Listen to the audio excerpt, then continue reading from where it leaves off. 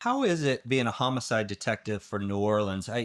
I've talked with guys in LA, and sometimes when you're working in, predominantly black neighborhoods, they don't really trust the police and they don't Mhm. want to really talk. How is it down here? Is everybody pretty cooperative? No.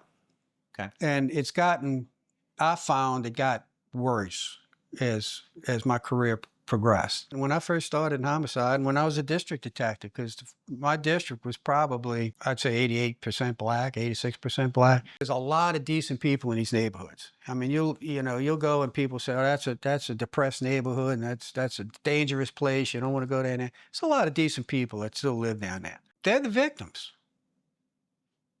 That's black on black crime. They're the victims. Somebody's coming in to try and solve a crime. Mm-hmm. You'd want to cooperate. Mm-hmm. What is the issue? It's two issues.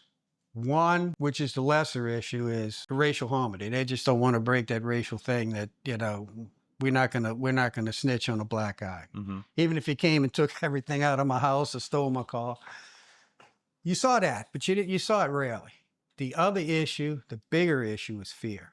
Because if you were designated a rat or an informant in the neighborhood, and you didn't have to be a police informant. All you had to be was a victim who was had the house burglarized or their car stolen or whatever, and they were cooperating with the investigators to solve that case. Well, all of a sudden you were a rat and you were a problem.